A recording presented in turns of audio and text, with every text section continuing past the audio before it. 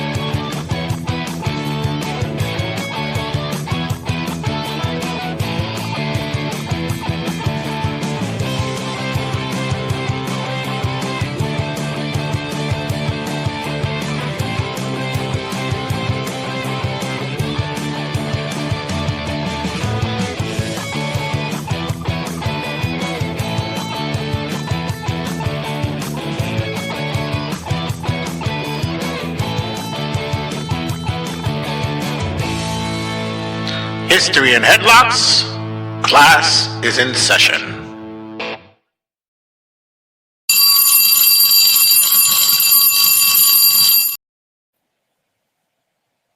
Yes, class is back in session, everybody, and hopefully everybody had a good Easter. Hopefully everybody had a very good day hunting eggs. Hopefully nobody got any shit eggs this year. Rotten eggs. Rotten eggs, or if they open an egg and there's nothing in them. Pennies. I was stealing eggs for my kids, so you gotta dad tax those. Yeah, the dad tax. Wow. At least you stole them for a good reason.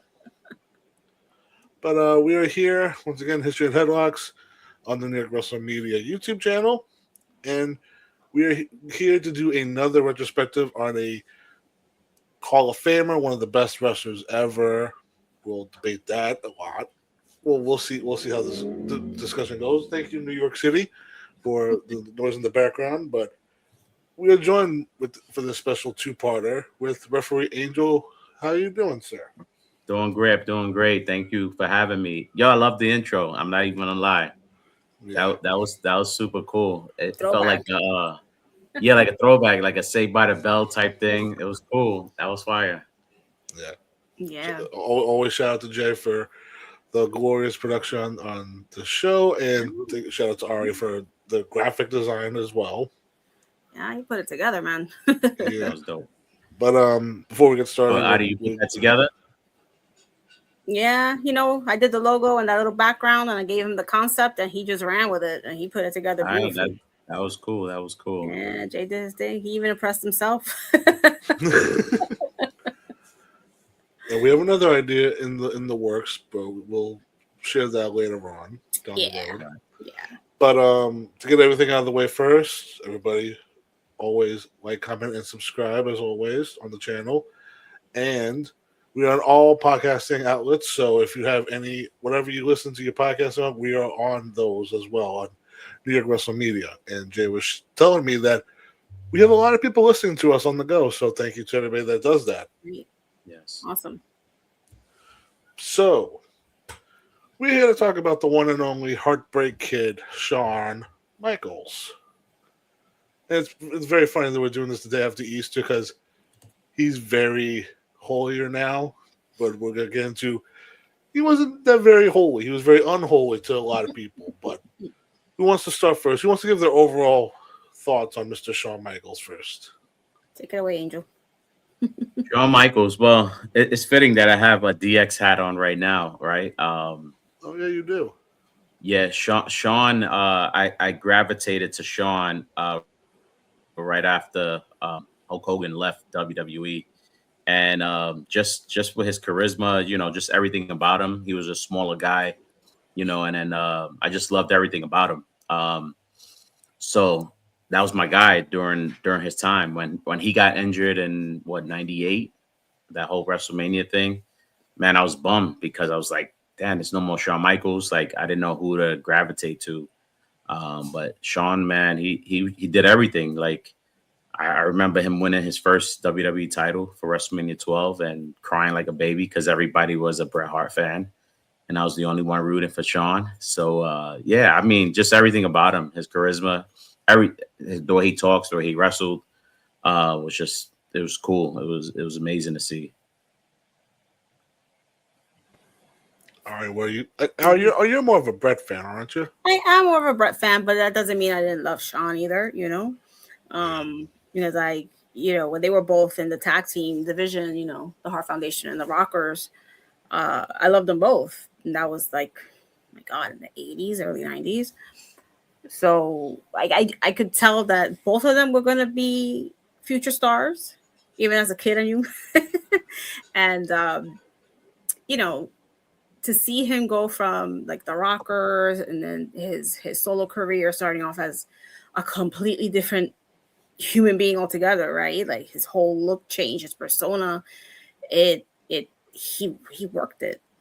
Yeah. And even when his feud with Brett, even if the feud got, it crossed the line into the personal side, like no matter what, yeah, Brett was my favorite, but I still always had that love for Shawn.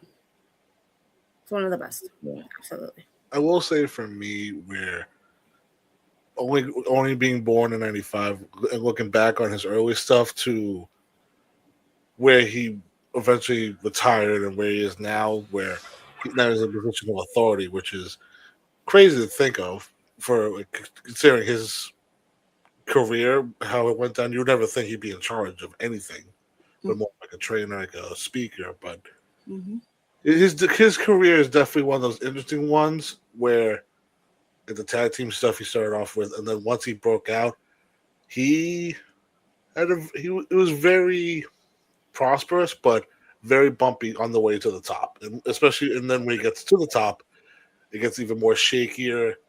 A lot of outside forces not being friendly with him, his life choices not being the best at that time. But when he got back into wrestling, we'll get into that in part two, but his return in 2002 to his retirement in 2010, probably the best work of his entire career. Arguably. That is true. His best work, man. It was his, I guess, his second coming in a sense. That 2002 run was crazy. That return. I thought it would have been a longer run with the NWO thing, but it was cool just to have him back at that moment. It was like, oh shit, Shawn is really back. Didn't think he would be able to wrestle again, but just to have him on screen was cool for me during that time. And then that whole Triple H feud, I was just, man, it was crazy. Yeah. So when we talk about Shawn Michaels, we have to start at the beginning, and you guys have mentioned it. Starting off in the tag team, he was pretty much trained by Jose Lothario, who we'll see later on. And in a weird way, when he gets to the main event scene, which I have some thoughts about that, but start off in the NWA, and then everybody was very impressed with his ring style, which I guess early on he was just very athletic for a young guy. A guy who definitely wanted to do a lot more than what was being like the style at the time. Right. I mean, he was a smaller guy, right? Compared to what we were used to seeing back in the 80s, like Hulk Hogan, all these big dudes. And you really only saw that kind of size and athleticism maybe from the Japanese wrestlers and the Mexican luchadores, So it was very rare to see somebody come in with his stature, his look, and being able to fly around the way he did, him and Marty. So it was refreshing to see that, especially, in the tag team scene where you kind of saw more of those guys kind of relegated to that and never really made it past the tag team scene. They never, like, a lot of them never became solo stars and became major back in the 80s. Like, if you were just a solo star, you were a solo star, right? So, yeah, it was definitely, like I said, very refreshing to see him and Marty putting in that great work and standing out the way they did. Yeah, to piggyback off of what Adi was saying is that during a time when the Rockers were around, you didn't have much like smaller guys, and they were just fast paced. It was a totally different during that time because you had all the bulky, big wrestlers, and they knew how to work with them. So you could be small, and do all these things. But if you don't know how to work with all these bigger guys and make them look good, that's what it's all about. You're making everybody look good while making yourself look good at the same time. But for whatever reason, like even with Marty Jannetty, they both had something that everyone wanted to see and enjoy. It was they were good looking guys, so people, you had the girls already all over them.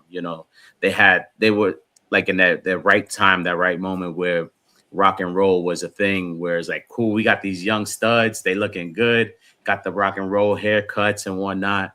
So it was just something to to just gravitate to.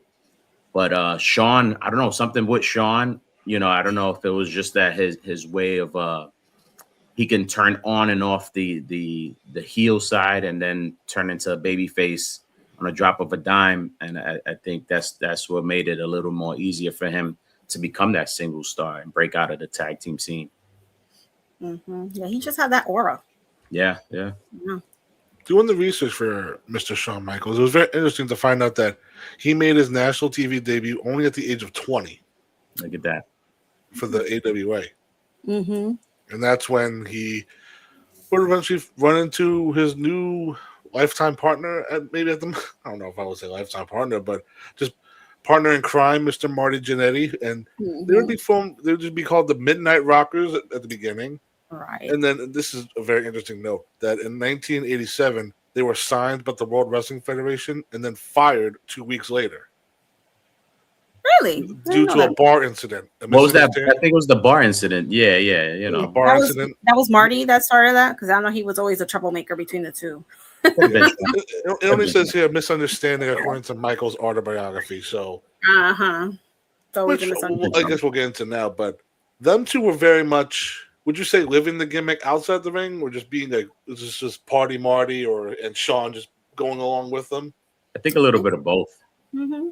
Both being young, just being naive, and being young, being naive, and of course back then, like if you didn't do what the boys were telling you to do, they kind of you out of there.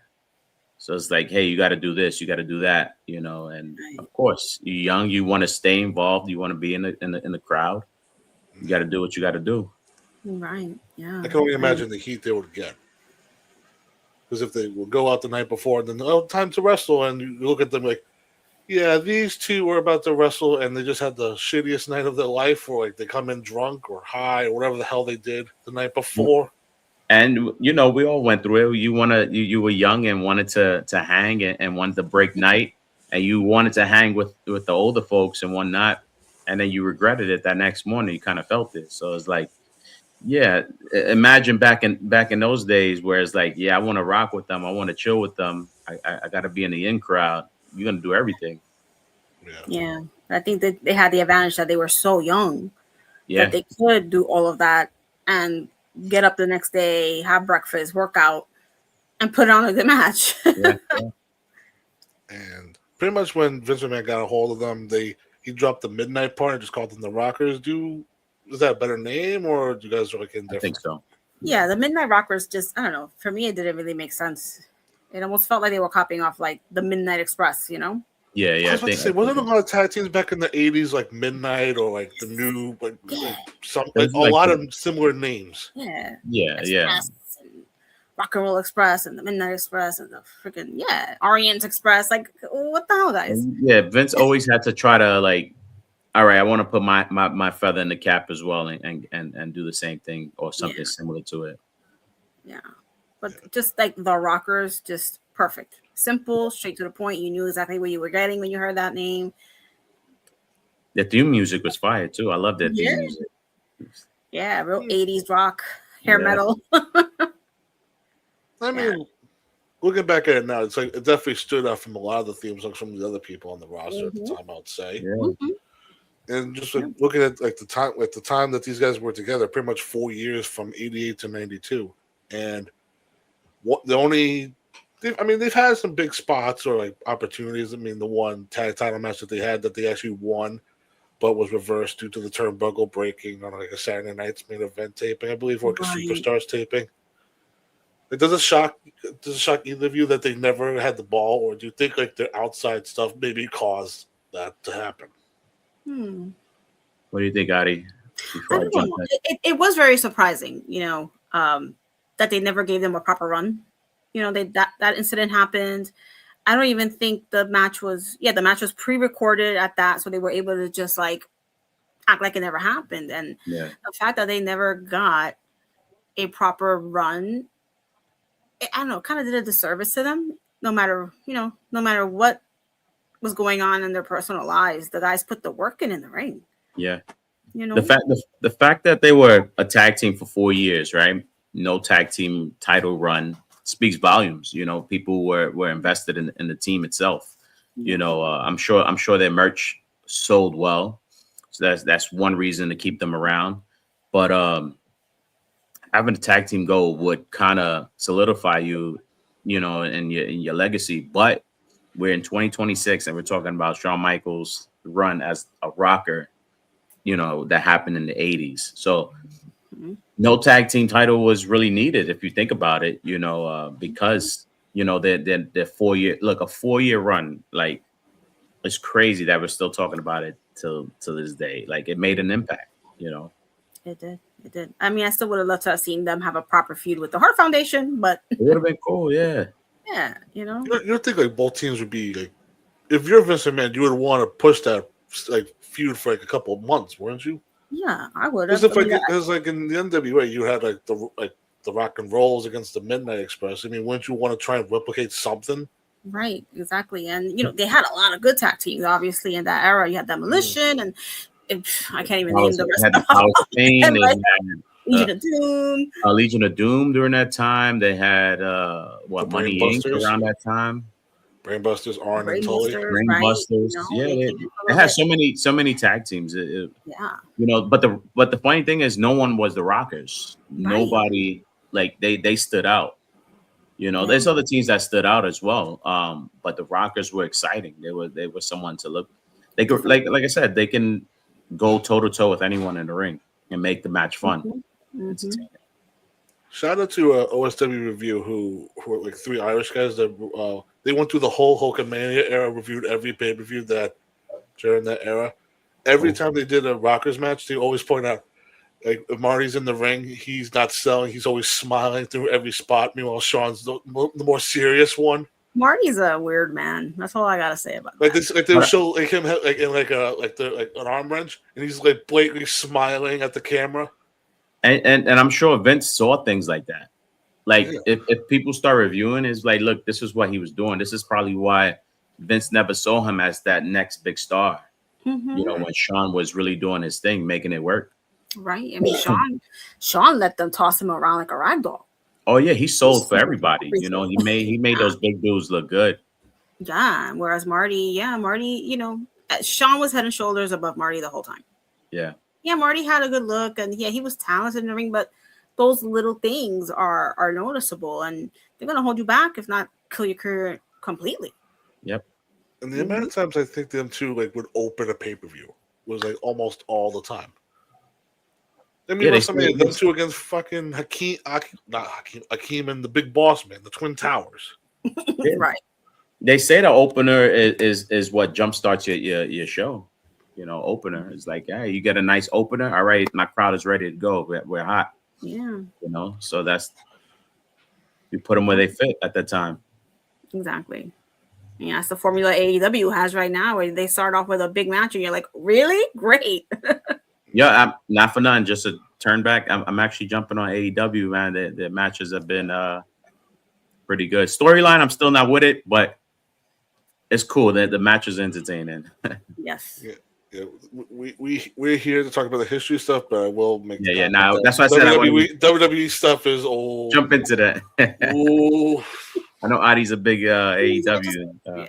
Compared to what's going on now, WWE. Yeah. All I'll say is that we wanted the punt kick back, but we didn't want the punt kicker. But that's a different story for a different day. Segue there, okay.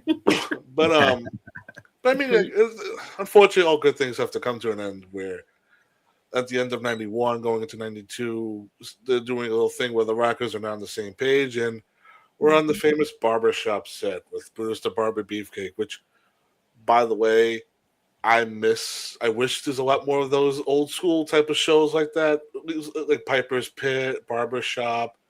There was like, I think not Dude Love, Brother Love had Brother one Love. for a little bit. The The church. Funeral Parlor, like weird off the ball ones Even like Shawn that. had one when he had his little. Yeah, Sean had the Heartbreak Bed. Hotel. Yeah, had the heart bed. Yeah. Yeah, that one was a little weird for me to go back and look back. But I mean, I would like things like that back. If it made sense to like build a storyline behind it and make those segments worth it. Like Right. the Miz has his thing, you know, but it's like I don't know, it just doesn't feel it's just in the ring. There's no real stage for it or anything like that. Set that up. TV, Carlito's Cabana, like a lot, like also, Yeah, everything's done in the highlight ring. reel. Everything's done in the ring now. Yeah. And so they would bring them 2-on, and it was actually very clever that they used like the WWF magazine to fuel the storyline that they're about to tell. Where, like, is there a problem with the Rockers? And you have Marty like saying, like, "Come on, Shawn, like, we're better together than separate," which was kind of like really. It was a perfect way to do it, you know, because it sells your magazine. Like, oh man, I should have picked that up. Or man, I was just reading this recently. Even though like on TV they were hinting at the breakup with the Survivor Series match and whatnot, you know, with Shawn getting upset of being hit in the head accidentally, you know, so little seeds were planted, but the magazine was like the nail in the coffin right there. It was like, oh snap, this really is happening, you know. Yeah, and then you see them two hug, forgive each other, and then as they're holding hands, Marty walks off, like moves off a little bit, and then Shawn just hits him with that sweet chin music. And the boots. And then everybody could quote this to this day. When Shawn throws Marty through the glass window, Bobby's going, he tried to fly. He tried to get out the window. You know, yeah, Bobby sold that perfectly. Brutus Beefcake sold that perfectly as the host of the show. It was just like, it was perfect, man. Like you can't remake that. It was even better because after like they're holding hands or like they're celebrating, and then Shawn hits a kick. Bobby goes, "Oh, I knew there was problems with them." Oh yeah, Bobby. We need those heel commentators again. Like, yeah, these guys suck now. Oh yeah, wow, just straight out with it. No, that's honestly, guys, truth. The only heel across the board is like, all right. I mean, the only heel commentator I think does a great job is Nigel McGuinness, because he plays that little shiesty. Yeah. You know that little like, oh, I knew it. Like, yeah, right. And as they're checking on Marty, Shawn hits us with the new catchphrase that he's trying to get over. It was like when he rips the magazine in half, and it's his part of the magazine with his picture. Is there problems with the Rockers? I don't think so. And that was a weird catchphrase to try and get over in a couple months in '92. He did it a lot.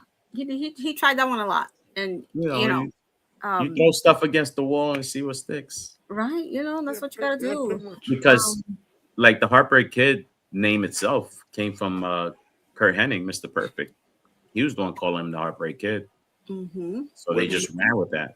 What you think of that early on? What you think of that nickname when he first debuted it?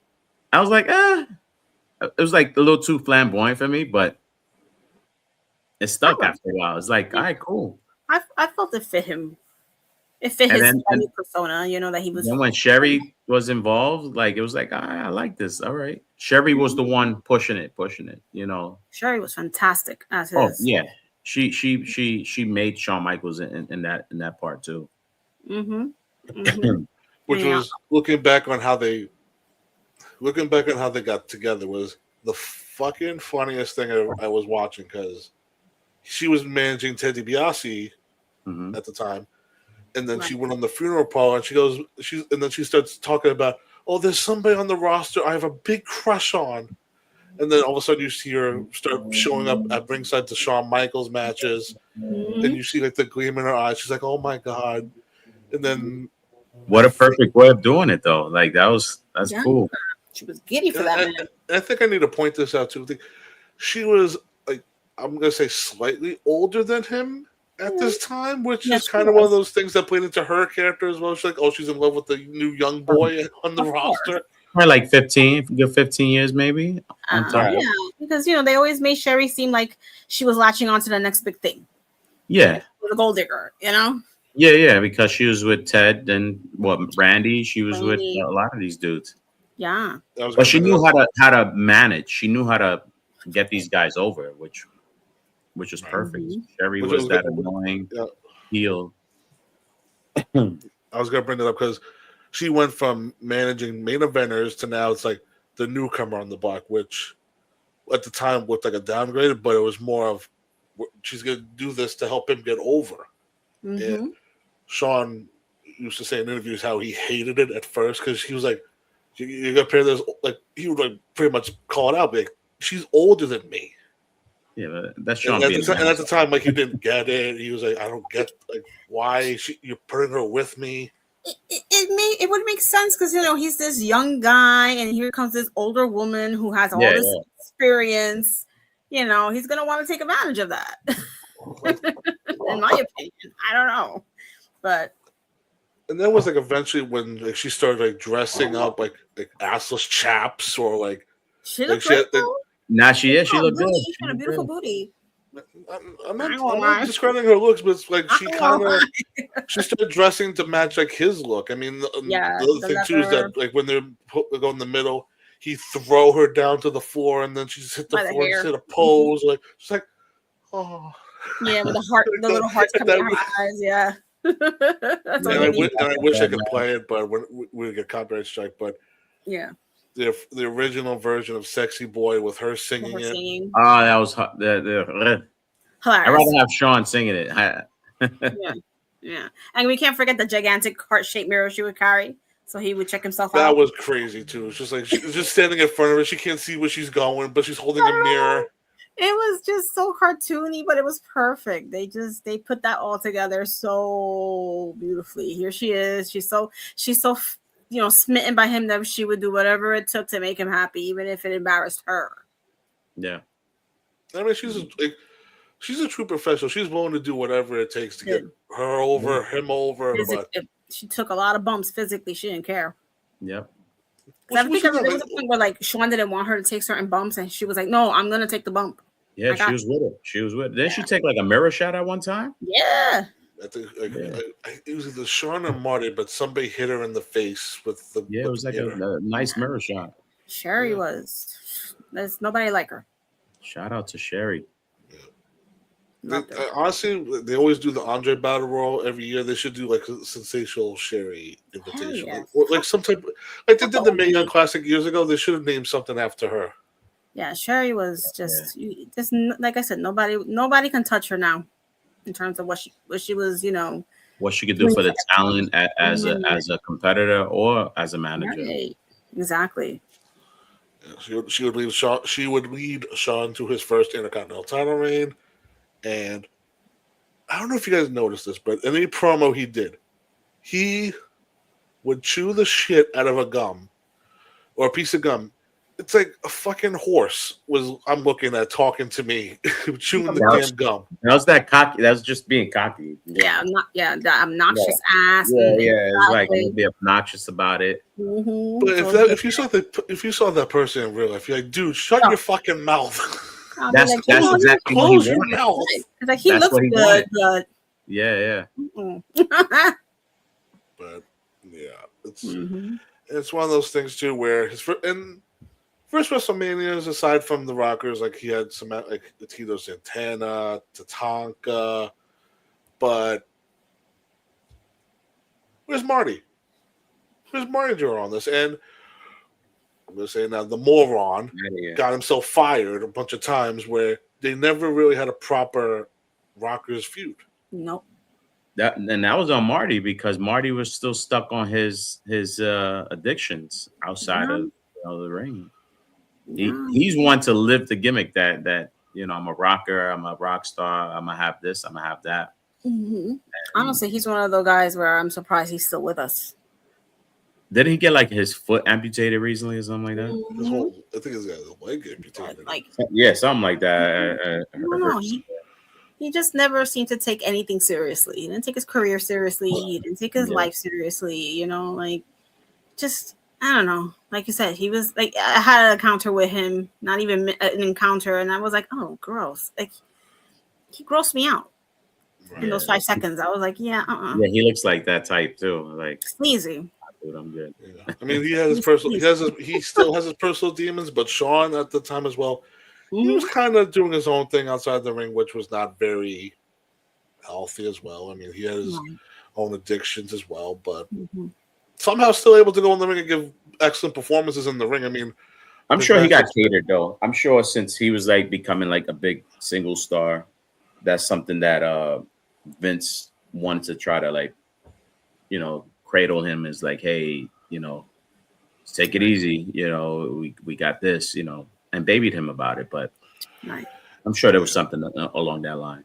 He had a big SummerSlam program with Mr. Perfect, which would then introduce his bodyguard Diesel.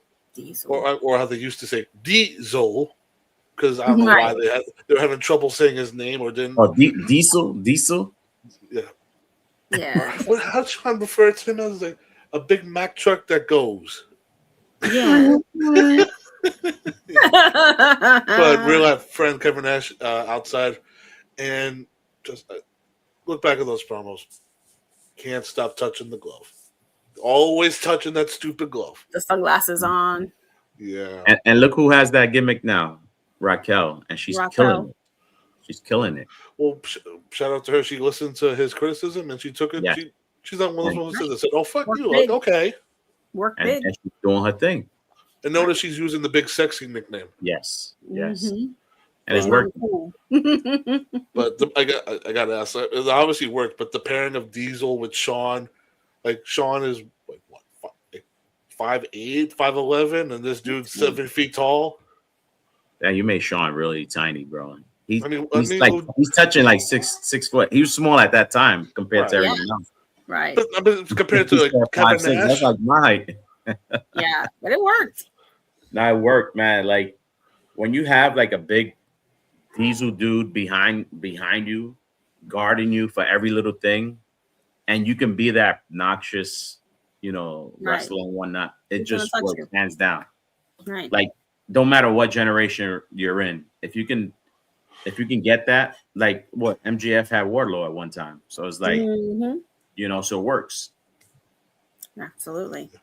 Around this time with 93, 94, Shawn would have the title, with specifically the Intercontinental title, and then he would win it from he would have the match with Marty, but then he would win it right back because Marty, of course, gets in his own way. But this is where I think Angel, I would love to give the floor to you because once 94 comes around, when it comes to WrestleMania 10, we get the famous ladder match with Shawn and Razor, which pretty much put both of them on the map. But we'll praise it first, and then we'll talk about what the backstage ska was about this. But as a fan, especially for the both of you, how big of this was a ladder match to watch? Because this was like one of the first few times we got to see a ladder match, but like, what was your overall thoughts on this? The ladder match with Razor, for me, it was crazy. Like I saw a ladder match previously in WWE through a VHS. It was Shawn versus Bret Hart, but it wasn't on a pay-per-view. It wasn't anything. This felt bigger than any match on that card because it wasn't really seen anything like that, unless you did see outside of WWE at that time. And it did put Razor and Shawn on the map.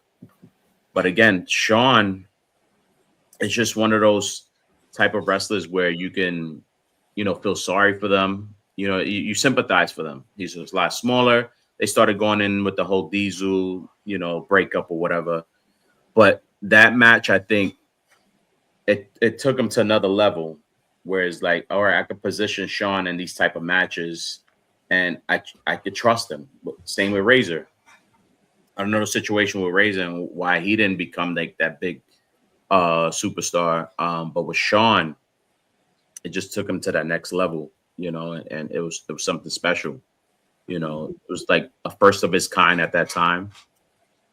And it still gets, you know, talked about now, even after thousands of ladder matches, you know. because it was his first of his time. But it definitely catapulted Shawn into another level where he started getting into like the main event pictures. And once you get the fans behind you and sympathizing for you, they want to see you as like their top guy. Yeah, and that's where he started going after that. I think in '95 they started like getting behind him on that. So yeah, it just took him to the next level, and it was great to see that. Mm-hmm. All right, what do you think of this? Yeah, I mean, I love that match. It was probably one of my favorite matches ever, to be honest. You know, just to see it at WrestleMania 10 in MSG, right? And then they just, you know, you hear, oh, a ladder match, and what you had understood about the ladder matches is, you know, the ladder's just a prop to get the belts. That's it. That was the only, you know, function that it had. But they took that ladder and they sacrificed their bodies with it. And it was like one of the real first times that you saw, at least in WWE, a match where people would put their bodies on the line so much. Right. You know, it was just like you saw the cage matches and people getting their head slammed into the cage and blah blah. But this was like that moment where you're like, okay, these guys are literally killing themselves in this ring, especially Shawn. Right. So that's where he stood out, is the sacrifices he was willing to make to put a match that would entertain the fans. Yeah. And to see how far we've come from, like nowadays, if there's a ladder match, there's like 50 ladders out there. Back then, they had one ladder. If that ladder broke, they were screwed. They had no choice but to keep using it, even if because I remember like the ladder did get a little broken. And I think they had like two, or they used that same one. Yeah, and they still had to use it, and you know, it started getting worried because they're climbing it, and you know, it's rickety now, and you're like, oh my god, no one holding the ladder, no referee holding a ladder. I think it's crazy. The one spot everybody remembers is Shawn doing the dive off the top of the ladder onto Razor. Splash. Yeah, the big splash. Yeah, that splash. And it's like crazy. For me, it's crazy thinking back in '94. That was like the biggest spot of the '90s. Like nobody went up that high. Apparently, nobody went up that high. Nobody did anything crazy from that height. Everything was just standard. Everything was standard. Yeah. The standard wrestling match. A lot of magic. Yeah. So Razor would win that, get the Intercontinental, and Shawn was still on the upward trajectory, but it was the bodyguard that Vince was in love with the most. Right. Well, wasn't there a situation, going back to that WrestleMania 10 match, wasn't there a situation with Shawn where either he got suspended or something like behind the scenes where he was still champion, and then they had to do like a tournament with Razor winning? Shawn ended up coming back and he's like, nah, I'm like the real champion. Like, and then that's how they got into this feud. Wasn't it? Or am I like a little foggy, a little brain fog? So I saw that. I looked over and I was thank you for bringing this up, because when he was the champion, he tested positive for steroids. There we go. He failed his drug test. He got suspended for 30 days. So during that time, they in storyline stripped him of the title. Razor won a tournament. Yes. But then when Shawn came back with his IC title. So then that's what led to this ladder match. They built that matchup. Yeah. And then with this match specifically, they got heat over it because they went 10 minutes longer than they were supposed to. And they had like a 10-man tag that was supposed to happen on that night, but it got cut, unfortunately. And Macho Man ripped them to Macho got upset when they walked back. Was it their match that got cut? It was like a 10-man tag with like Men on a Mission, Jeff Jarrett, like a lot of the lower tier guys. Yeah, we're good. Yeah, exactly. We didn't miss anything. We did not miss a thing. I would never have known, you know. I know we're saying this now, but it's like kind of unprofessional in that sense, though. Regardless of what match got cut, like, going along on a big Mania show, and you're costing people a payday. You get cut. That's the problem. I mean, they probably just got so into it that they just lost track, and the referee probably was like, "Hey guys." I mean, that was what they told Macho Man, but it's also kind of like it's unprofessional. I mean, yeah, it's unprofessional, but honestly, maybe those extra 10 minutes would have not, like, if they wouldn't have put those 10 minutes in. Yeah, we would have never got a greatest, like one of the top ladder matches of all time. Yeah, exactly. We would not be talking about it right now the way we are. But with Razor would get the Intercontinental title, and I agree with Angel where he should have been higher up more. Like this should have like raised his stock, but Shawn, despite losing, still was getting pushed. I don't know what. I think he was like not like he wasn't wrestling as much, but eventually him and Diesel would get the tag titles, Right. and then they would start having dissension because Diesel would win the Intercontinental title eventually. Shawn would cost him the title. Survivor Series was the big blow up where them two just had a big argument and didn't get along. And then the next night, Diesel wins the WWF title from Bob Backlund in Madison Square Garden, which is one of those weird decisions, but okay. And then Shawn wins the Rumble. I think, is this the Rumble with the 1 foot? Yeah. Yeah. So, 95. Which, going back and look at that, that's kind of crazy where they always said like both feet touched the floor, but this was the one Rumble where they actually made it a point. Because you thought, the British Bulldogs, he won the Rumble, but then Shawn, they look back at the replay, Shawn's foot just kept touching the floor, but his other one didn't. Runs in the ring and then knocks Bulldog off. You know how excited I was when that happened, man? That was crazy. That was fun. I can imagine a young Angel getting very excited about Shawn winning the Rumble. Yeah, that was nuts. And how about in the bonus, too, of him getting escorted down to the ring with Pamela Anderson? Oh, yeah. Every teenager's like dream. And I just remember like Pamela was not impressed with him, that he was trying to back to her. Story. She was with Tommy Lee at the time, so exactly. Looking at that, I was like, I'd rather have Shawn Michaels than the other dude, but okay. No, she wasn't interested in anybody. She wasn't messing with nobody. She was just there to be there. Like she was there to get paid. That's it. It was a payday for her. She didn't care about wrestling. She didn't know anything about it. I remember Kevin Nash talking about it on his podcast where the guy asked him, like, so did anybody get to sleep with her? He was like, no. He was like, she stayed far away from all you weird wrestlers. She didn't do anything with anyone. Like I said, she had Tommy Lee. Tommy Lee had her. And at that time, Tommy Lee was doing his thing for her, so not to talk about other stuff that came out of that marriage, but oh man, Shawn was lucky. I was hyped, but I was like, dang, he got Pamela Anderson, dang, like. And meanwhile, and Jenny McCarthy was around there during that time too, during that WrestleMania, I believe. Jenny McCarthy, she was on there. That's right. She was on that. She was on it too. So Shawn went from walking down with her to then walking down with Jenny McCarthy instead. Yes. Which they try to play it off like Shawn was like, oh, like Shawn rather have Jenny, but it was like Pamela was like, I am not walking down the fucking aisle with this idiot. But it's also Shawn gets a new bodyguard in Sid, who at the time of this recording is going into the Hall of Fame this year, which is well earned and deserved. But this was definitely one of those weird times for Shawn where backstage politics was rearing its ugly head with him, where he was like, he feels he should be in the main event, he should be getting big money, but Shawn and Diesel was not the main event of that WrestleMania. It was fucking LT versus Bam Bam Bigelow. Well, yeah, that part. Right. Right. And then all of us in agreement where you flip it or you just keep it the way it was. I don't know. I don't know. WWE just always had that. Yeah, Vince is always with the big celebrity thing. LT was just fresh off of, it's not just Vince anymore. It's now, but never mind. Go on. It's just an epidemic with them. Yeah.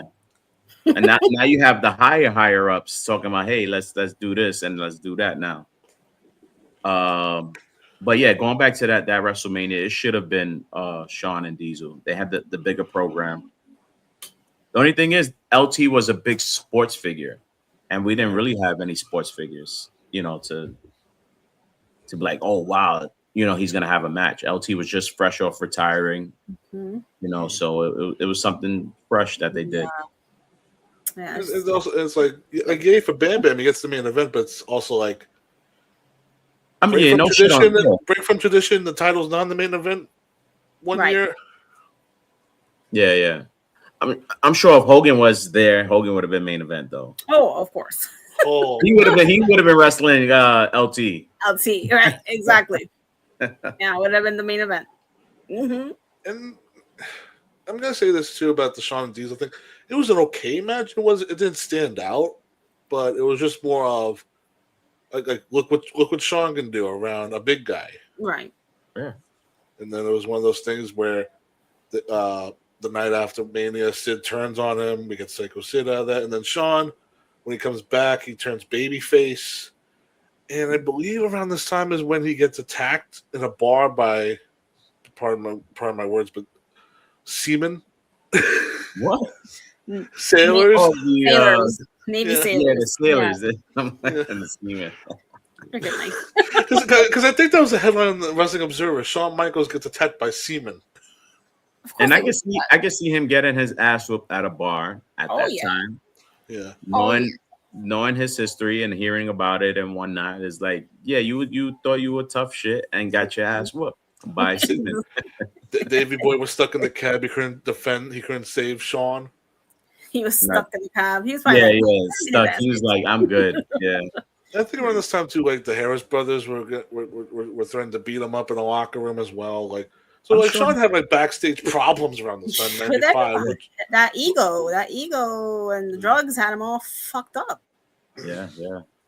And apparently, I read this in Bob Holly's book, but apparently, when back in the day when they used to get before the shows, they get like tickets, like to say, like, okay, like this is what you're gonna get after the show, like your dinner tickets. Apparently, he claims that Shawn Michaels used to rip his tickets up so he would never get dinner after the shows. Man, that's crazy. That's so petty. And when apparently Hardcore confronted him, like back, like when like Shawn made his return in 2002, Shawn goes, "Oh, I don't remember ever doing that, but knowing me, I probably did. I just don't remember." Yeah, Shawn used that a lot. High off his ass, and yeah, Shawn uses that excuse a lot when he's like, when they ask him about the reports of his behavior. Oh, well, I don't really remember. I was probably blacked out, and it's like, dude. Yeah, he cops a plea on that.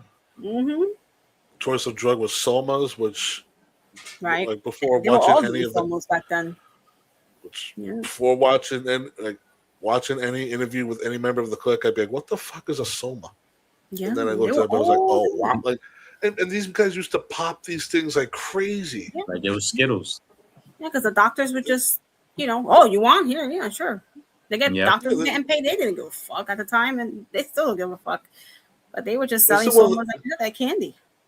It's one of those funny things where wrestlers tell, like back in the day when they used to shake a pill bottle, they used to look around like who's gonna look around and see who did that. That's crazy. So they can see who. Like dogs and treats. What does he have? What'd you say? Like dogs and treats. You shake the treat bottle, and dogs are like, ooh, or cats too. Like those heads would shoot up like who has? Right. Crazy. But and around this time too, like so all this backstage shenanigans with Shawn Michaels is happening, and they do the angle on TV with Owen Hart where they say like a kick to the head knocked his ass out. He passes out in the middle of Monday Night Raw during a match. Mm-hmm. Career over. You would think it seemed like Shawn's career was almost over, and then I was crying. I cried. When they did that video package. Was this Tell Me a Lie? That song had me in tears. I know they knew how to pull your heartstrings back then. Yeah. Wow. But it's just showing you what Vince is willing to do for this one dude. Oh, you getting your ass kicked backstage? Let's make a storyline on television. That was his boy toy. That was his sexy boy. Yeah, that was his little prized little doll, 95 comes right. He's miraculously healed. He wins the Rumble for the second year in a row, which I was gonna say was not particularly crazy for the time, but Hogan did like 2 times. Like he did win back to back. But for Shawn, one of those crazy things, and goes to WrestleMania 12, gets the main event WrestleMania with Brett in that 60-minute Iron Man match, and the entrance alone is what everybody remembers a lot of, with him doing the zip line, right? Which is one of those crazy things they got away with, or he was able to not die from that.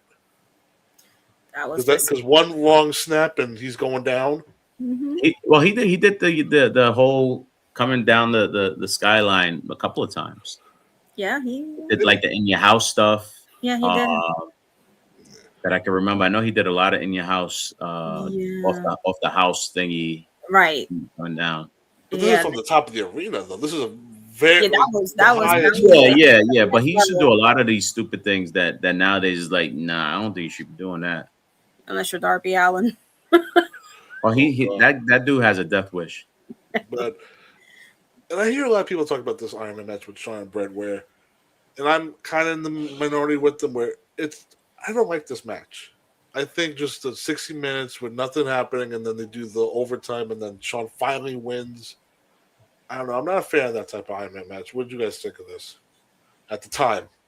At the time, I mean, I could see why people would feel that now, but at the time, it was like Brett and Shawn in an Iron Man match just to see who's like the best of the best. Like the hype is what got everybody into the match. You know, I don't think people really at that moment was paying attention to the actual contents of the match. They just knew it was Brett and Shawn, you know, putting in that work to see who was the best one. Yeah, it was a 60-minute chain wrestling type of match. You know, they didn't have to like go crazy how it is now. They were just going hold for hold, move for move kind of thing. You know, just trying to one up on each other, and that's how it was then. You know, right. And towards the end, it made perfect sense. Whereas, like, all right, now we're trying to get to the last sequence of this match where it is exciting. Whereas, like, then they're still at 0-0. It was a dry ass match, but it was because they were going hold for hold. It was a wrestling match. Yeah. So that's what made it exciting. Then when they go into overtime, it was like, oh snap! You know, people felt for Brett. They were like, "Nah, you scooped Brett out of this." You know, it should have just been a draw. You know, so you get the sympathy from that end. You know, with the Bret Hart fans, and then you get the super excited fans. Shawn Michaels has another chance because remember this is back-to-back. You know, WrestleMania match to try to win something. So it's like, oh, he's finally getting it now. You know, so it's like you get those fans excited about it as well. Yeah. I mean, I think one of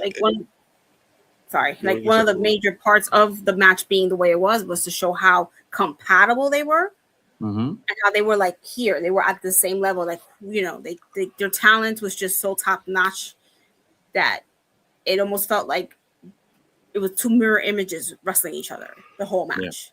And like Angel said, it was just like a grapple match. It was like a straight up wrestling match at the time. That, you know, people weren't doing all the stuff that they do now.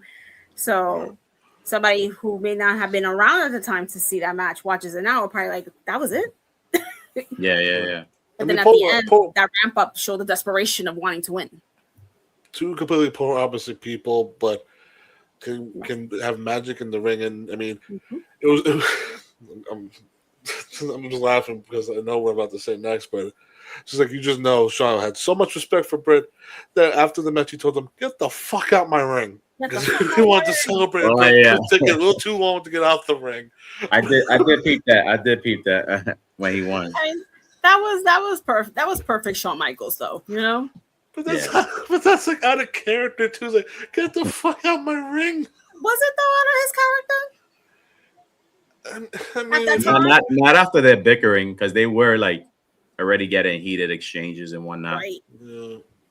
Because I think like Brett told him, like, when the time comes, I'll put you over, and then Shawn's like, of course you'll put me fucking over. Like Shawn had like an attitude about it, and Brett's like one of those people who's like, he'll do business. Like when it's time to drop the title and like who the next person is, he'll do it. But Shawn had an attitude of like, you'll do it and you'll fucking like it. Yeah, Shawn. Like, it's my time. That high horse. He had the inflated ego, you know, having Vince, you know, being the prince for Vince, inflated his ego, and he was like, "No, of course you're gonna do this for me because I'm Shawn Michaels. Like, I'm the next one. I'm the next big thing." Vince was loving him. He had the ladies. He had Sonny. Who could stop him? Like, who was stopping Shawn at that time? Not even Chris Candido. Yeah, not even Chris. Poor Chris.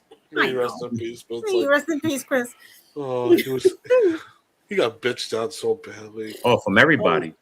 Everybody. So cook. Where's my wife? Oh, she's with Shawn.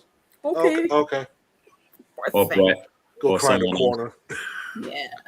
But this is we're kind of glossing over it, but this is like Shawn's crowning moment. He finally wins the big one. He's the world heavyweight champion. Yeah. Well, he has an okay reign, I would say, where like he had his match with Diesel afterwards, which had the spot where Diesel pulls off Mad Dog Vachon's leg, and everybody's like surprised, like holy shit! Oh yeah. Like because nobody saw that and it ever happened before. I think that was in your house. Yeah. Good friends, better enemies. Yeah. Right. Thing. And then he had a great match with Mankind, which Mind Games, which everybody should go back and watch. But then there was a man named Vader who came around, and Shawn was not a man that he wasn't a fan of Vader. Where it was like Vader's the new monster on the scene, and Shawn didn't give a shit. He became a monster himself, treating Vader. Where at that match of SummerSlam, he was going for the big elbow. Vader, unfortunately, is not in the right spot, so Shawn jumps off, kicks him. Move! Kick. Move! On pay-per-view. That's Shawn Michaels. It was something else, man. When he was on, they treated Vader.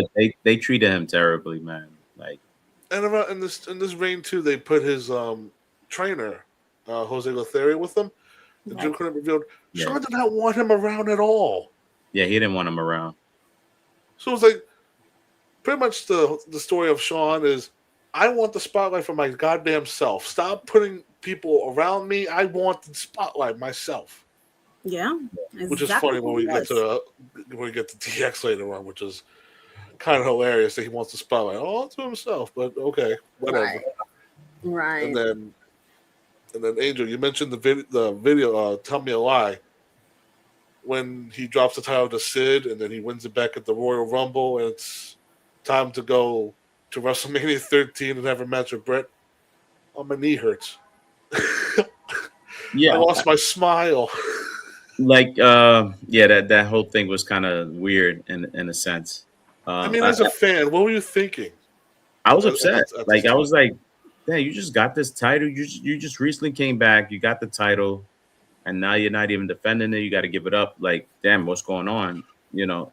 And as a kid, you don't know the backstories. You don't know anything. You're just watching it as a fan. So I'm upset because it's like, man, I'm putting my time and effort, to root for you, and now this is what I'm getting. So it's like, here we go again. He's hurt. How long he's going to be out for? You just start asking all these questions. It's like, what's going on? All right, before I give it to you, I just want to preface this where, looking back on it, Shawn looks like shit. He's mumbling through the promo, but the phrase, I lost my smile. I hated that shit. It's like I have a bum knee, and look at, and then reading up back then, it was like all he needed was 4 weeks of recovery. Just 4 weeks. He could have made it to Mania, but he didn't want to drop the title again. So he told them, I'm going home. It just felt so corny to me. What year was that again? 94? Beginning of 97. 97, yeah. So I'm like 16 at the time, and I'm like, this shit's corny, Shawn. What the fuck are you doing? Like, I just remember just being pissed off looking at the screen, like. He's on television crying. Yeah. I think he's crying, but I think he's so high off his ass that he can't cry. Yeah, and I think Shawn just wanted like the sympathy. He just looked. As long as people had that sympathy for him, it was like, all right, I still got them. I still have them in my hands. They don't know what's truly happening, I didn't have sympathy for him. No, I didn't. I was just like, what the fuck's going on now? Like, I always felt like I started seeing those signs. Like, things with Shawn was kind of like weird, even though we didn't know what was going on, like you said, but like something felt off about him for a while. And I just felt like for me, that was the kind of like the straw that broke the camel's back. And I'm like, come on, man, what now? What now, Shawn? Like, and just the fact that he was protected so much, like Vince nowadays would strip the title and say, go away for 60 days. He was so lenient back then. I don't know why. Really, But I guess it was because you of know the what, Monday you're Night right. Wars and WCW was up their ass. But You are right, because most of the time they would always have that 30-day rule back then, where if you didn't defend the 30 days, you get the belt taken off. Not like now, where these guys walk around with a belt for 3 months and don't even touch anyone. But back then, it was always very much like that's the rule, and the president Jack Tunney would enforce the rule. Yeah. And then but it's one thing when like for Shawn Michaels, be like, "Hey Vince, I don't feel good, or my leg hurts. I'm not going to wrestle. How long are you going to be out for? Oh, I don't know." or just he was so fucked up that he just didn't want to admit an excuse, you know? And then the best thing is that on the go home show, he makes his return. Fucker's doing backflips off the top rope. Oh, nothing. I'm fine. I'm fine, everybody. Yeah. He didn't help his cause out. No. And all because he didn't want to lose to Brett at 13. And the thing he is, didn't want to Vince give Brett his gave him rematch. too much. He gave him too much rope, man. Like you Yes. know, you give someone too much rope, they're gonna to hang themselves pretty much, and that's what he was doing. Yeah, man. Once WrestleMania 13's in the books, he comes back during the summer, and then this is where him and Brett's backstage stuff starts coming on screen. Where Brett, I see you've been having some sunny days recently, where Shawn's won the fucking talk, but he wasn't married at the time. But it's just. But you know who he, like it was funny because Brett was like, "Whoa, wait a minute! I'm not the one having the sunny days. It's him having the sunny days. Wait a minute, hold on." It's also like Brett's like. I think Brett eventually came out like he was cheating on his wife, but he wasn't cheating with Sonny. He's always stayed adamant that they're just friends. Yeah, and Brett said that when he got home, that after that little show, his wife was ready to beat his ass. Like, what the fuck is this going on? You know, like our kids are in school and now they're getting teased by the students because they were watching it, and what the hell? And he was like, shit. They had the backstage fight backstage of Raw where Brett pulled out a piece of Shawn's hair, and Shawn had to go home because he got hurt. He lost his smile again. Yeah. And then he comes back at SummerSlam. They do the whole Shawn's a referee for the Bret Hart versus Undertaker. If Bret loses, this is another thing too. With stipulations like this need to come back now. Where if Bret loses, he will no longer wrestle in America. And if Shawn doesn't call it down the middle, I will also not wrestle in America ever again. But I forgot that was a stipulation. That was crazy. Yeah, because it was like so like anti-America, pro-Canada, right?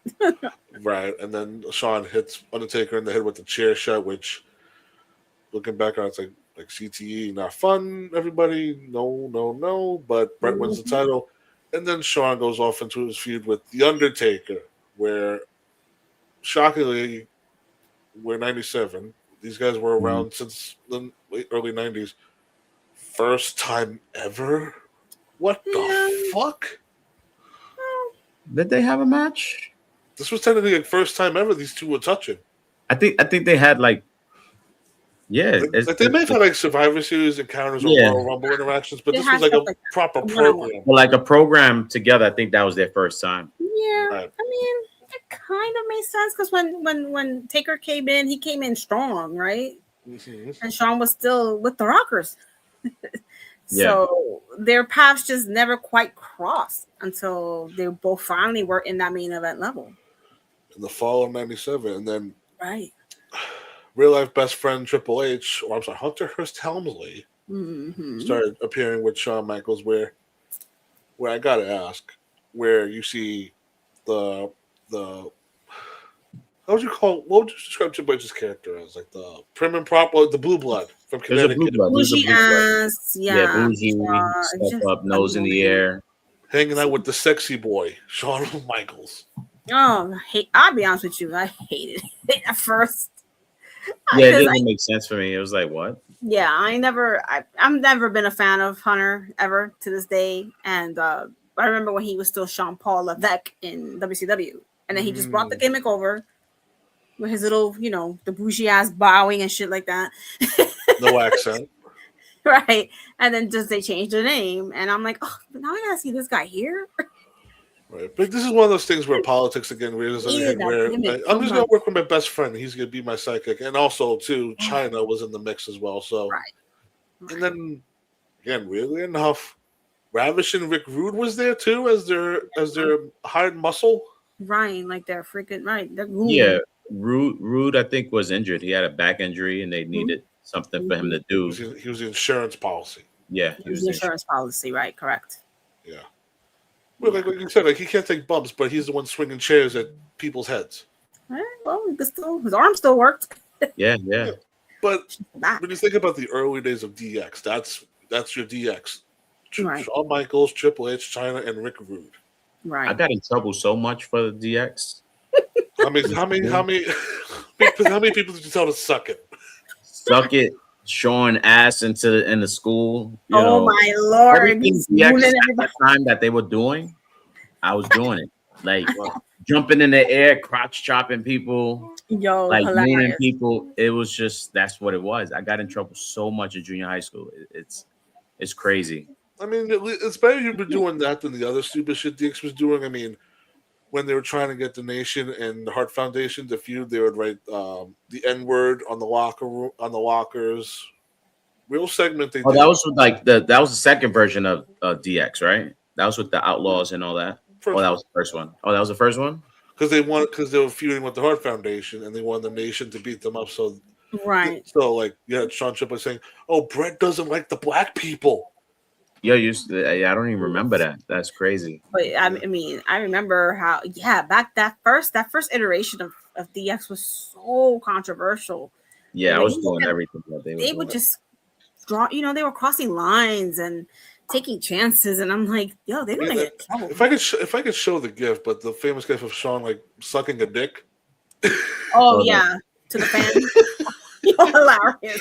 Well, Shawn was, and I'm sure you ask him about it, he'll be like, I don't remember ever doing that. I blacked out. No, that's what he remembers. Yeah. But I mean, the crotch shot they made that famous, but it was also one of those weird things too, where they would do segments, and this is when China was going through like her surgeries. Yeah. And Shawn's like staring at her tits. Yeah. I want to introduce the two newest members of DX. She's just standing there like. And she played it out like the best she can, where she like put her finger on Shawn's like chin, like look up, like stop looking. She was so deadpan about it. She was always so deadpan, like whatever, like no smile, nothing.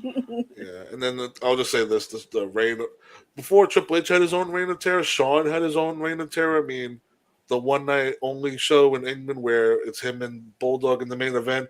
Bulldog's wife is, I think she got diagnosed with cancer, but fuck that. Shawn needs to go over and win the European title, and Bulldog needs to lose in his home country. Yeah, that's a Vince thing. They love doing that where they lose in their hometown. Yeah, I think they still do it to this day. They do, where they lose in their hometown. It's very rare that they win. Exactly. I think this is the show too where Sonny is interviewing Shawn and he's clearly high off his ass. He's laying on Sonny. Oh yeah, I've seen that. And you can tell she's like, I don't know what to do with this situation right now. But she's trying to be professional, and he's off his ass. And he's just all over her, right? And I mean, right there was a sign. Yeah, and I mean, around this time too, like Triple H talked about how he would have to like check in on him in the hotel room and make sure he's not choking on his vomit. Like that. Like, it's just one of those things. Like, as a friend, like you couldn't just like intervention or just like say to the company, like this guy's like not well. Like he needs to go home. I mean, as a friend and whatnot, like it's hard to just intervene and because you're an adult, you know what I'm saying? Right. So it's like, what can you possibly do? I can't drag him anywhere, unwillingly. I'm gonna tell the boss. The boss is the one covering up for this dude. Like, who else can I go to? I'm gonna have to just let him do what he's doing and hope for the best out of it. Yeah, it's tough. It's a tough situation we put in. I'm sure. And you said like he doesn't want to drag him, but you can't. It felt like, but it felt like Triple H was dragging him. Like come on, Shawn, you have a match. Like, let's go.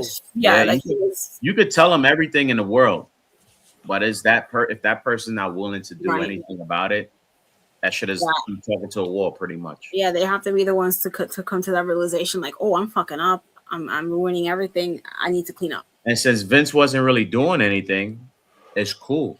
Right. Yeah, I'll give you a few days. You need rest. You banged up. Exactly. I'll let you. Keep it I'll let. off. I'll let you. Yes, I'll let you stay home for a few. Mhm. Not knowing and realizing that there was a bigger issue going on. Right. But the crazier thing is, that's him off camera. On camera, still one of the best performers on the roster. I mean, Yeah. 5-star match Hell in a Cell with the Undertaker. Yeah. I mean, he took the right substances he could put on a good match. You know what I mean? Like, And he was riding off of that. Like yeah. that was his drive. All right, cool. I'm gonna get high and get drugged up and whatnot. But I won't feel shit. yeah, I'm gonna put on a show and try to. And his motto is like try to follow that. Right. He always said that. I mean, He was like follow that up. I mean, the next thing we have to discuss, I guess, like, and there's no holding off on it, but the Montreal screw job, Shawn's part. At least, let's talk about like Shawn's involvement with this, because we all know the story. Brett was going to leave. Vince didn't want to go on Nitro the next night with the belt, so they did the whole thing with the sharpshooter, ring the bell. Shawn's involvement, I mean, yeah, they pleaded the fifth the whole time. I'm sure Shawn knew. I'm sure everyone knew something. I mean, the footage, I think it's from I saw recently Dark Side of the Ring. I saw recently. Right, but I'm thinking like because Brett was filming something at the time. Wrestling with Shadows. Wrestling with Shadows, yeah. Because you hear Shawn in the back, like Brett, like in the locker room, untying his boots, and he looked up. He just asked Shawn, like, "Did you know?" And Shawn's like, "I swear to God, I didn't know." Yeah, I'm sure everyone knew something, you know. And they show Vince like, after getting punched out, and you see Martha like yell at Triple H, like you fucker, you knew, yeah, his wife you was knew, you knew. And Shawn, he's just sitting there, head hanging. I mean, at to pretty much, end that whole Montreal screw job. Brett should have did business. That it's not real. It's not real. It's not. I mean, Brett was willing to be like, hey, the next night we could do something. That's the thing. It's like, do you trust this guy's word, knowing that he's already on his way out? Yeah, they already knew he was leaving. I mean, I think they could have trusted him only because they kind of gave Brett, Brett, he never wanted to leave, but the money situation was what caused it. When Vince was like, "Well, I can't match that, so you got to do what you got to do for you." Yeah, I think that they could have given Brett the benefit of the doubt that he would have been like, "All right, well, I don't want to do this, but I'm gonna, And then going back to like the whole WCW thing, where it's like, okay, they already had done something with my title, with Medusa dumping the shit in the trash. Like, now my psyche is like, did they give you? They gave you X amount of money, but like, hey, if you do this, we'll slip you a little. Like, it could have been a whole bunch of things, As a company owner, I would have been like, nah, I can't have that happen. I mean, the thing with Medusa was that they told her, keep the belt, do whatever the hell you want with it. You could toss it out. They didn't care what happened. They didn't care about the women's division, Yeah. So when she said that, they really didn't care about that at all. Yeah. I'll say two things in this case. Where one, it's never a good thing to have the wrestlers have creative control, as we learned over the years, especially like with Hogan, especially you. But in this case, for Shawn, it's one of those things that is always put on his career. Despite all the great matches, like everybody remembers, you're pretty much the puppet or the guinea pig or whatever word you want to describe it as. Like, you're this scapegoat. You screwed Brett at Survivor Series in '97. I mean, it was all Vince's idea, but it's all on Shawn. It's all on Earl. It's all the whole stupid nonsense. It's like technically it shouldn't have fallen on any of the guys in the ring because Vince is the one that literally physically walked out and told them to ring the fucking bell. Yeah. So it should have all fallen on Vince for not being the proper boss for the whole situation. Mm-hmm. Yeah. So Shawn has the title once again. I think this might be third reign, I believe, at this time. Yeah, that was his third reign. And famously on the Christmas episode, he drops the European title to Triple H because, fuck you. But we get to the Rumble, and this is where it all starts going. You thought it was going down a cliff, but now just going down a goddamn mountain at rapid speed because he has a casket match with The Undertaker. Mm-hmm. one bad bump off the casket where his lower back hits, and it's so weird to look back on because, especially for me, I was trying to look, okay, where's the moment, and then you see it, and you're thinking that ended his career for like 4 years. I think he had a lingering injury. Right, but it just got worse because his back hit the edge of the casket. It clipped, clipped that edge. That disc slipped right then and there. Yeah. And Shawn was those elbow drops doesn't help. Right. The way he sells his moves and whatnot doesn't help anything. Yeah, all the landing. But yeah, there was always a history of his back. Like and that was like we brought up Rick Rude, like when Sting did that move when he slammed him on the ramp in Japan, it just hit him in the right sweet spot that just destroyed his back. It's also like when you think about this is like now we're going into 98. Mid-30s still, and his back is fucked. And he's outside doing whatever he's doing outside his personal time. But yeah, he gets back in. A lot of the stuff he was doing in his personal time was probably masking it. Yeah, right. But I can't imagine him because I think like Triple H like talked about it too, like on screen, like you'd see like, oh, he's fine. But once he goes back in that current, it's just like, oh my, like he's acts like an old man. Yeah. His body's being up to shit, and he's not helping his case. And so then he has to do one final thing before he can go away. That's put over Stone Cold Steve Austin at WrestleMania 14. And he reports that have always stated that he was very against it, or he was very hesitant about it. Where I famously Undertaker would tell like the story where like he taped his fist and waited a gorilla, and he said, if that motherfucker didn't do the job, once he comes back, I'm gonna beat the shit out of him. Yeah. Or I think he said he would physically go out there and to teach this guy a lesson because before they became famous, like Taker and Shawn never were on the best of terms. Right. Yeah. Yeah. Taker was his own business. Yeah.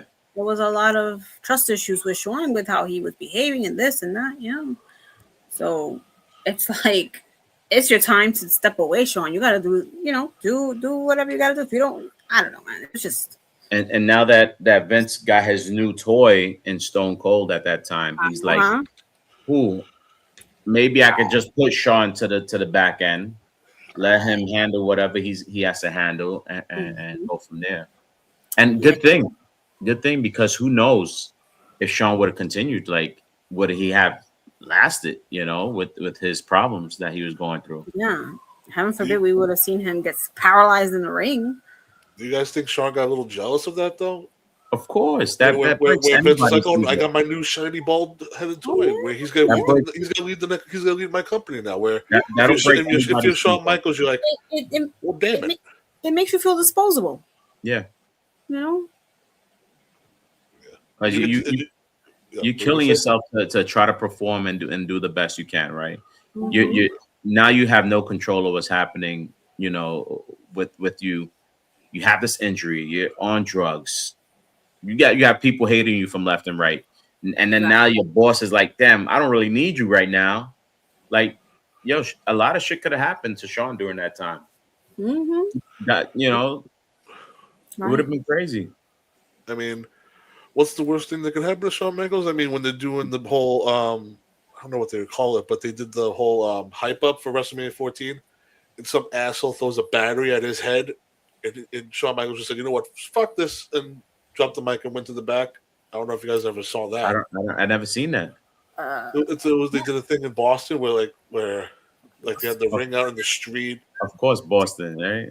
Well, that's what WrestleMania was, but no, I'm saying it got to be like in one of those cities that kind of Boston, Philly, New York. Yeah. They were doing like a pep rally thing where like Shawn was gonna cut a promo, Mike Tyson was gonna do something, Stone Cold would talk, and some fan threw a battery and hit Shawn right in the head.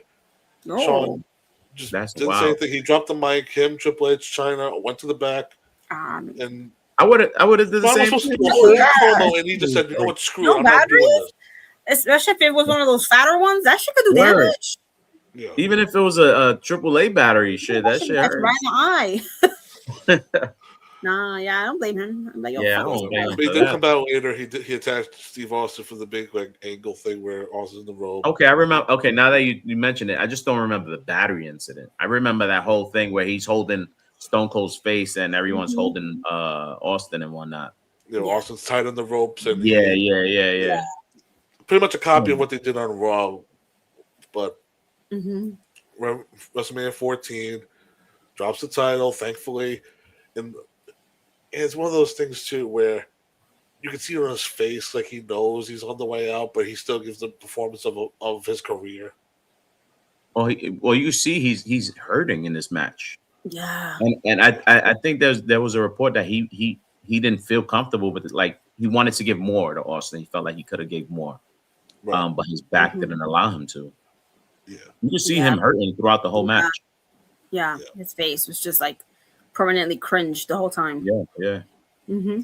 Well, speaking Even of though cringe, it was a great match, but it was just like, damn. Imagine if he was good. Imagine the more matches they could have had together. Yeah. You know, I mean, I think they had like a few matches, but this was like a really big profile match. It was with both yeah. of them. Like they did the whole tag when they were a tag team before, and Stone Cold was still, moving on up. They had that match, but as far as a big program for like Mania, that was the only one. And this was just all designed to get Stone Cold over, because pretty much it was just Shawn dropped the title, he took the stunner, 1, 2, 3, and I mean, yeah, Mike Tyson did do a little fast count on that one, but that aside, it was just. And then after that, Shawn was pretty much gone. He was gone. He made appearances here and there, but but at this time, it was pretty much the next night. Triple H took the ball. He ran with it for DX, but Shawn Michaels would return. He would return in the fall, but now he's commissioner of the World Wrestling Federation, and hated it. He turned corporate, which was one of those weird visuals where you see Shawn Michaels, The Rock, Vince, and I think like the Stooges all doing the suck it.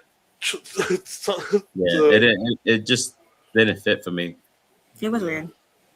But in the '99, he reunited with DX and then got killed by DX. But then around this time he kept coming back sporadically and then going away quickly, because guess what? This dude was still not okay in his real life. Like you'd think he'd be back for a little bit, but then he's off his ass high, doing whatever the hell he's doing. Yeah, he was still fucked up. He does the premiere of SmackDown. He costs The Rock the WWF title with Triple H. Oh, like Triple H and Shawn are working together, and Shawn's gone. Yeah. And he still commissioner 2000. Again, sporadic appearances. You never know when this dude was going to show up. When he showed up, he would look fine, but backstage, apparently he was off his ass, didn't know what the hell was going on. Right. And then the final straw, where we ended for part one, where it's one of the go home shows for WrestleMania 17, and he's backstage. He's in Vince's office, and pretty much he's off his ass. Like he sees Jericho in the Doink costume. He keeps asking him, "Oh, you're gonna be the new Doink the Clown?" And Jericho's like, "No, I'm just dressing up for him like tonight." And Shawn asked twice, but this is when his best friend Triple H finally speaks up and said he is not well. Send him home.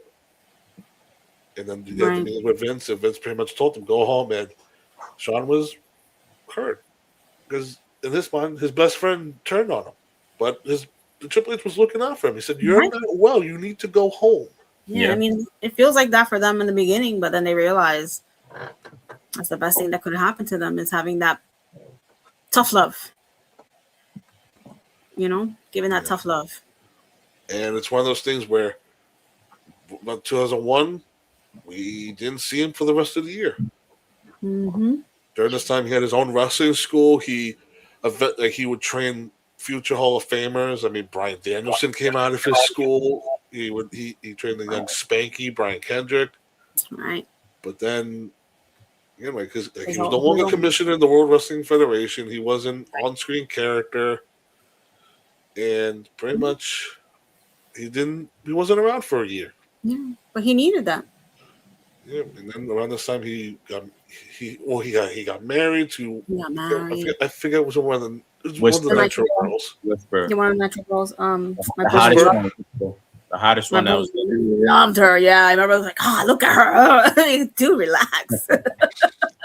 Yeah, apparently, like Kevin Nash revealed, like Shawn would text him about her, Yeah. like, oh my god, she is so fucking hot. And now that was a heaven sent, because she was big into church and whatnot, and turned his life around. Yeah. And thank God for Kevin Nash hooking him up. Like, she definitely turned him around.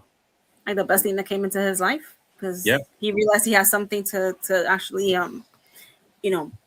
walk on that walk the line, right? Just perfect, Yeah. like the song. Became a born again Christian. He got baptized. And then sobered up. And then I don't know how many kids, but they definitely had kids together. Yep, two kids. Two. Still together to this day. Yeah. And then when we come back for part 2, he makes a big return after WrestleMania 18, and then it's gonna be one of those weird returns where it's like one of those pieces, like a thing in wrestling history that nobody remembers except for Angel, because he brought it up in the first part. But yeah, it's one of those weird returns. But we'll get into that next time. But overall thoughts on the first part of like Shawn Michaels. It's a roller coaster. It was definitely a roller coaster. And as a young fan, it was great to watch, man. Like without the backstories, I'm not one like that gets involved with backstory stuff, but just to watch it and see it, it's like, wow, like he put you on a ride. You know what I'm saying? Aside from all his shenanigans, he was definitely entertaining. You know, it was. Absolutely agree, 100%. It was up and down, all over the place. Yeah. It was cool because it's like, you saw him come, start from like literally the bottom and then just skyrocket up, and not knowing what was truly going on, it still felt like, wow, you saw something special happening, Yeah. Definitely a roller coaster, and this is only the first half of his career. Once we get to the second half, it's a totally different story. I guess we'll get into it in part 2, but safe to say a redemption. Yes. Yeah. For the Heartbreak Kid. Yeah. Yep. Angel, please tell everybody where we can find you at.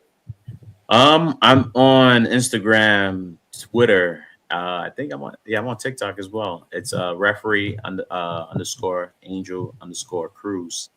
You can check me out there. I post stuff. I repost. I just showed love. I got some shows coming up. I believe the end of this month, 25th, I believe, with WWX, and that's gonna be in Queens, Elks Lodge. So I'm doing some stuff. You know what I'm saying? But now it's like family time right now. We're on spring break this week, so yeah. So we're doing good though. And we're definitely gonna have you back for part 2. We're definitely gonna talk after this when we're gonna do that, because we definitely need you back for part 2. Of course, I definitely want to finish that off. Yeah. So like we said at the beginning of the show, we're on all podcasting outlets. If you want to support the show, like, comment, and subscribe to the channel. tpublic.com, New York Wrestle Media for all merch, for our stuff and everything associated with the channel. And everybody, class is dismissed.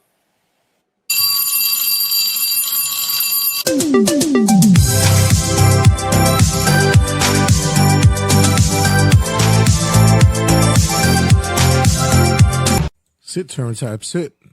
Good boy. Ruff.